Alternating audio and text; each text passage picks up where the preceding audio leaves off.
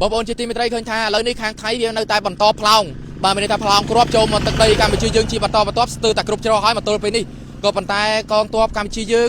បងវីរៈកងទ័ពទាំងអស់គាត់បានប្រឹងប្រែងតស៊ូទប់ទល់តតាំងឲ្យអស់ពីសមត្ថភាពនិងអ្វីដែលអាចធ្វើទៅរួចប៉ុន្តែខ្ញុំសូមចិត្តបងប្អូនអ្នកដែលជាប្រជាពលរដ្ឋអ្នកជួក្រោយណាសូមជួយបាទអត់មានត្រូវឲ្យបងប្អូនជួយអីទេសូមពុកម៉ែបងប្អូនជួយឧបត្ថម្ភទៅដល់បងប្អូនជនពិសិដ្ឋមានន័យថាឥឡូវនេះបងប្អូនជនពិសិដ្ឋយើងកើនឡើងច្រើនមែនទែនជាពិសេសខ្ញុំចូលទៅកន្លែងតំបន់ជនពិសិដ្ឋឃើញថាមានក្មេងៗ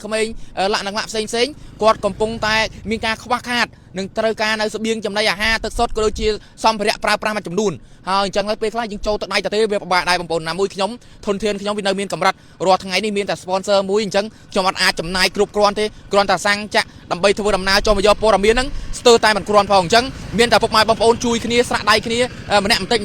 ដើម្បីជួយទៅដល់បងប្អូនប្រជាពលរដ្ឋជនពិសិដ្ឋដែលកំពុងតែចម្លៀសខ្លួនបងប្អូនបានដឹងហើយថាឥឡូវនេះថៃវាចាប់ផ្ដើមលេងឈុតធំជាមួយនឹងយើងហើយយើងក៏មិនឲ្យវានៅតែបន្តក៏ក្លឿនមកលើយើងទៀតដែរបងប្អូនខ្ញុំកំពុងតែឈរជើងនៅខេត្តឧត្តរមានជ័យហើយប្រសិនបើមានអ្វីប្លែកឬមួយក៏ប្រែប្រួលយ៉ាងណាខ្ញុំបាទមាសសារ៉ាមាត់អរហាសម្ដីត្រង់នឹងធ្វើការរាយការណ៍និងប្រាប់នៅព័ត៌មានលម្អិតជូនពុកម៉ែបងប្អូនជាបន្តទៀតប៉ុន្តែខ្ញុំសូមចិត្តបងប្អូនមេត្តាជួយម្នាក់បន្តិចបន្តួចផងតាមទឹកចិត្តរបស់បងប្អូនតែក៏ប៉ុន្តែអារឿងដាក់QR codeនេះខ្ញុំមិនចង់ប្រមាថទេក៏ប៉ុន្តែកត្តាមួយវាត្រូវតែតម្រូវឲ្យបែបនេះដោយសារបើយើងមិនធ្វើបែបនេះទេมันអាចជួយគ្នាបានទេហើយបងប្អូនដឹងហើយកលៈទេសៈនេះយើងត្រូវតែស្រាក់ដៃគ្នាម្នាក់បន្តិចជួយគ្នាសិនទៅ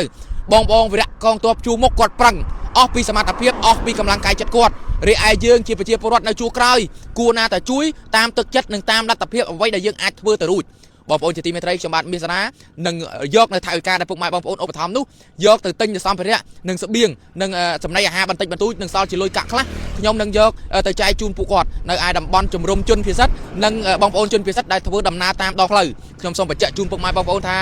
រាល់ថវិកាដែលពុកម៉ែបាន